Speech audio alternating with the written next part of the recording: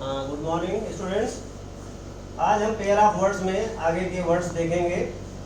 Statue,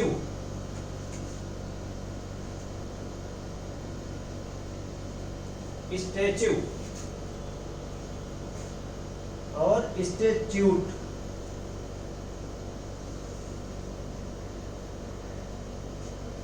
ये statue होती है मूर्ति।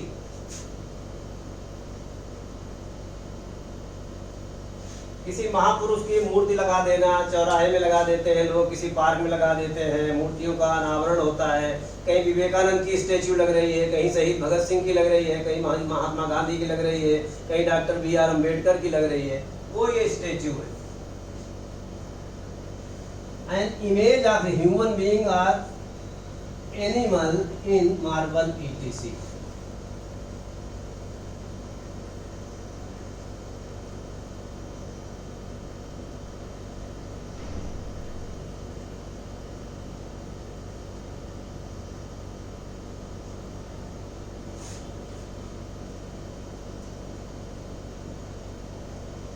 और animal.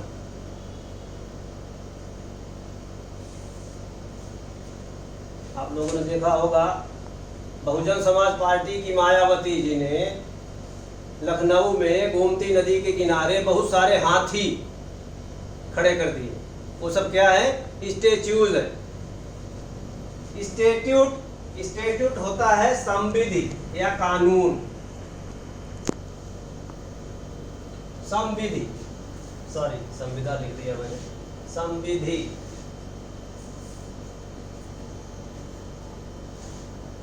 Law passed by parliament.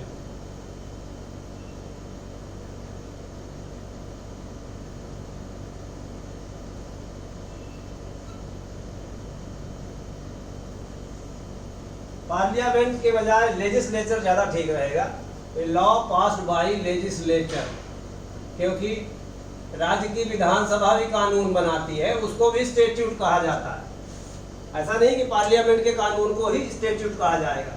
Law passed bye legislature, जो भी विधानसभा या संसद कानून बनाती है उनको स्टैट्यूट कहा जाता है। अब इनका use,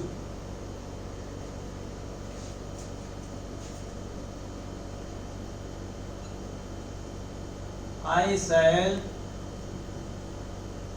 meet you near Lala Lajpat Rai statue. या अगर भरतपुर के संदर्भ में देखा जाए तो बिजली घर में राजा मान सिंह की स्टैच्यू लगी है। आप कह सकते हैं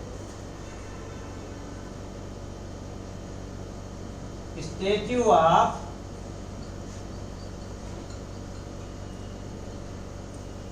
राजा मान Singh is placed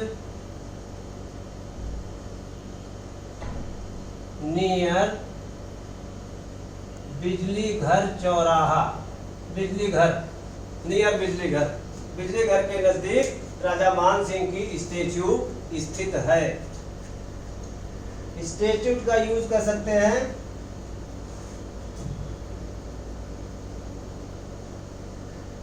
several statutes have been passed by parliament during last session.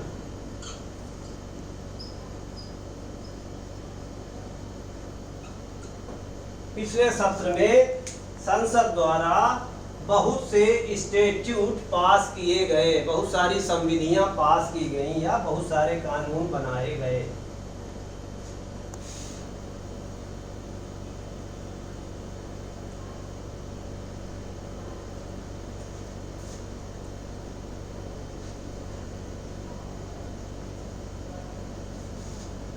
अगला वर्ड है सिमेट्री।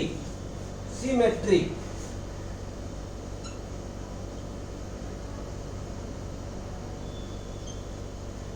सिमेट्री और symmetry.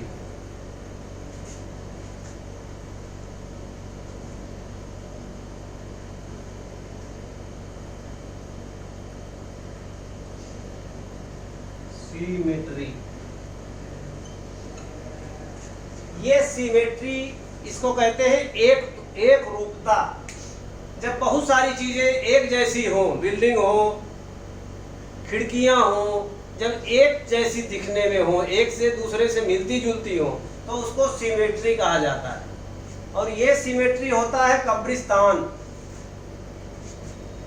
Symmetry, proportion, harmony.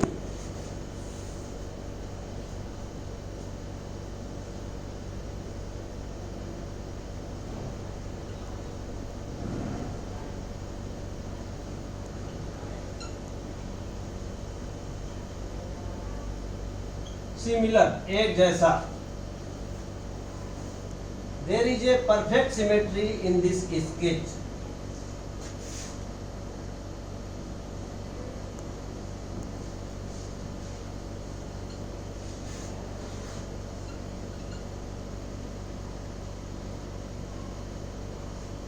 Perfect symmetry.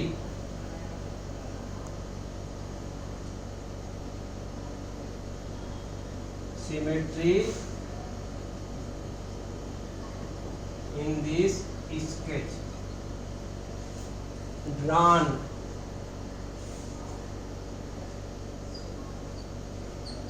Means तुम्हारे द्वारा ड्रा किए गए इस स्केच में एक परफेक्ट सिमेट्री है।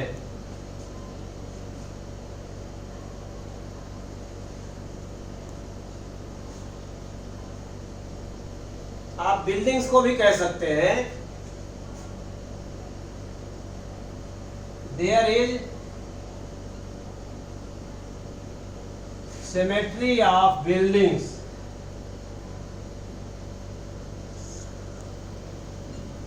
in the lanes of Chandigarh।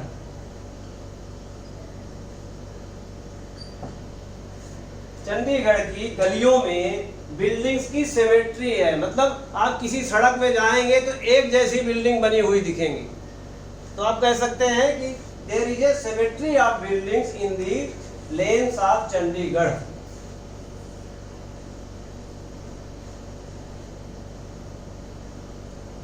अब ये सिमेट्री होता है कब्रिस्तान, graveyard.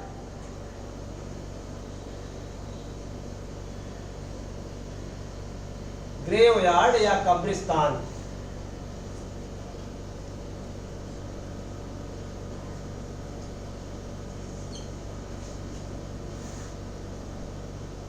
I saw her shedding tears over a grave in the cemetery. I saw her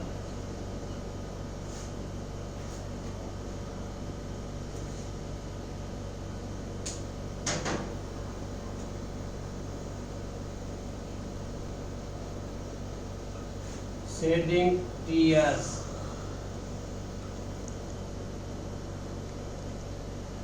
in a grave, over a grave in cemetery।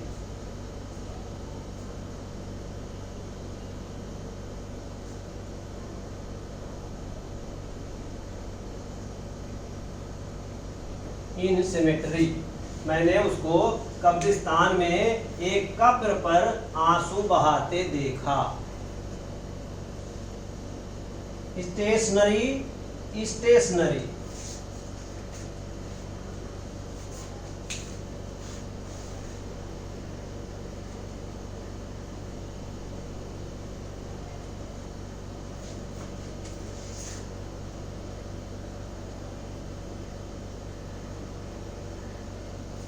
Stationery और stationery. अब आप देखिए बिल्कुल सिमिलर है। एक में आर के पहले ए है और एक में आर के पहले ई है। दोनों चीजें स्टेशन से स्टेशनरी हैं, लेकिन अंतर दोनों में है अर्थ में। ये स्टेशनरी होता है कागज, किताब, बुक्स वगैरह की जो दुकानें होती हैं। हमको ऑफिस के लिए स्टेशनरी चाहिए, बच्चों को पढ़ने के लिए स्टेशनरी की रिक्वायरमेंट होती है। स्टेशनरी बुक्स साफ होती हैं, ये स्टेशनरी है। और ये स्टेशनरी का मतलब है स्थिर। कोई चीज मूव हो रही है वो कह सकते हैं आप मूविंग, और जब वो खड़ी है तो वो है स्टेशनरी, वह अपनी स्थित हालत में है, stationary. Motionless, stationary means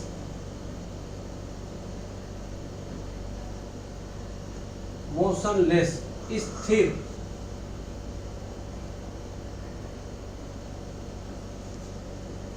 The sun is supposed to be stationary. The sun is said to be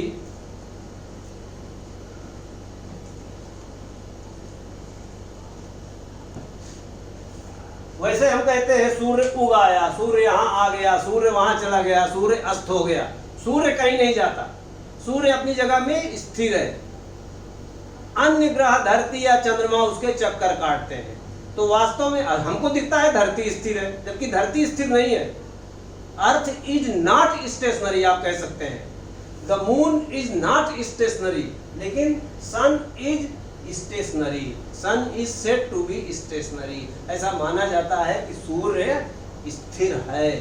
आप दूसरा यूज कर सकते हैं, we should board the train when it is stationary। हमको चलती गाड़ी में सवारी नहीं करनी चाहिए, चलती ट्रेन में नहीं चढ़ना चाहिए, दुर्घटनाएं हो जाती हैं। तो आप कह सकते हैं we should board the train when it is stationary। जब वह स्थिर है, खड़ी है प्लेटफॉर्म पे, तभी हमको ट्रेन बोर्ड करनी चाहिए। स्टेशनरी जैसा मैंने बताया, लेखन सामग्री,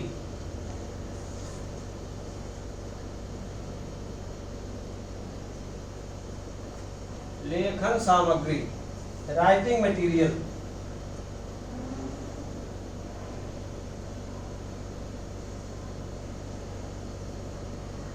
writing material, I intend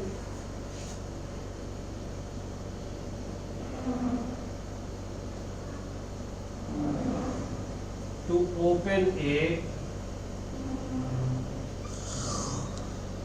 stationery shop या event to stationery shop to purchase a ream of papers. Papers का एक रीम लेने के लिए वह स्टेशनरी शॉप गया, खरीदने के लिए वह एक स्टेशनरी शॉप गया।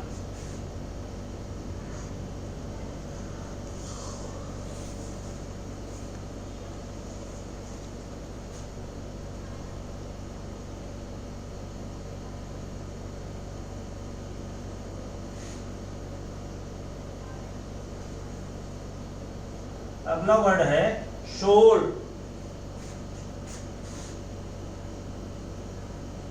और शोल।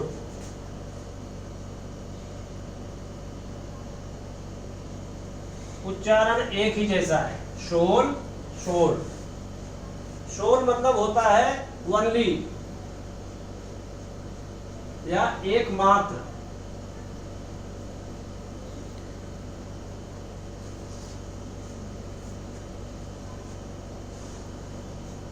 He is the sole proprietor of the shop.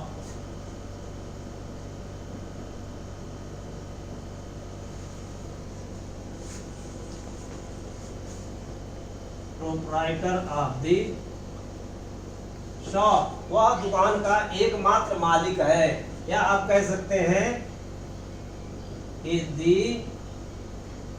sole owner of the house. वह घर का एकमात्र मालिक है। हो सकता है घर के ज्वाइंट ओनर हो सकता है खेत के ज्वाइंट ओनर हो। तो शोल का अपोजिट क्या हो जाता है, ज्वाइंट, जहाँ एक से अधिक ओनर हो। और जब अकेला एकमात्र कोई ओनर है, एकमात्र स्वामी है, तो आप कह सकते हैं इसमें उसकी सोल ओनरशिप है। ये सोल होती है आत्मा।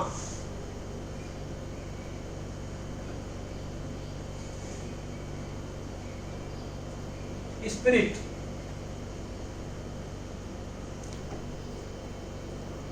the soul is immortal।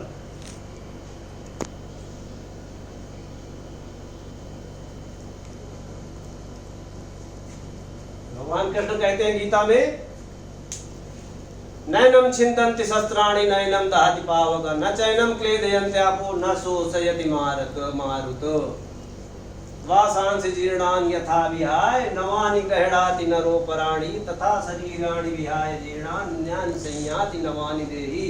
आत्मा अजर अमर है, कभी मरती नहीं है। शोध आत्मा।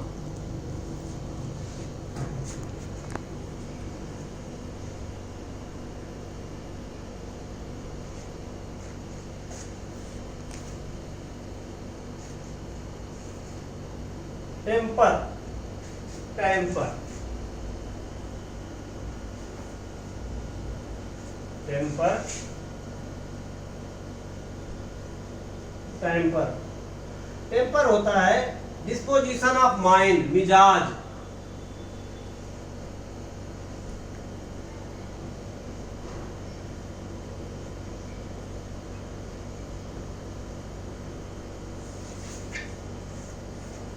डिस्पोजिशन ऑफ माइंड, ये टेम्पर होता है किसी चीज को छेड़ना।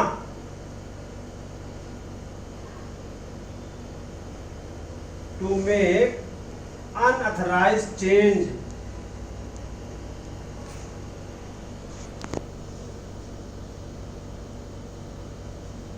Unauthorised change in a document. जैसे कोई हम बदलाव कर दें, कोई उसमें लिखा पढ़ी में कोई काट के उसको दूसरा लिख दें, तो वो होता है कि भाई कोई ना कोई टेम्पर किया गया है, किसी चीज को छेड़ा गया है, कोई चीज हो उसका स्वरूप बदलना। तो आखिरी चीज है unauthorized change. Some person has tampered with the original document.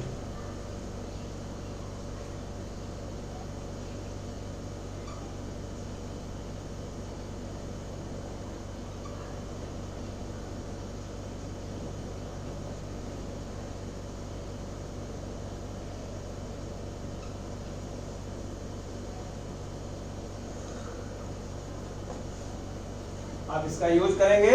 Some person, कोई व्यक्ति टेम्पर किया है, ओरिजिनल जो दस्तावेज था उसमें किसी ने टेम्परिंग किया है।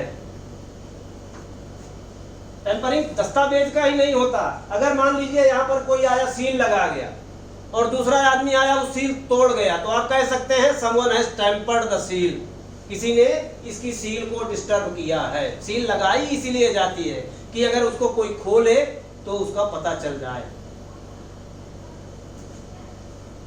ये टेम्पर होता है मिजाज, किसी व्यक्ति का मूड, कैसा मूड है, बड़ा कूल टेम्पर है, बड़ा शार्ट टेम्पर है, बड़ा हार्ड टेम्पर है, जल्दी गुस्सा आ जाना। अक्सर लोग बात करते हैं, अरे मिश्रा जी शार्ट टेम्पर है, जल्दी गुस्सा कर देते हैं।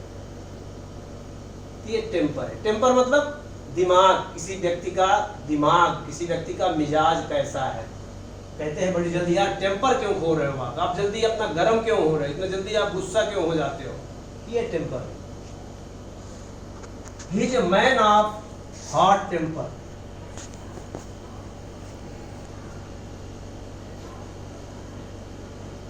Hot.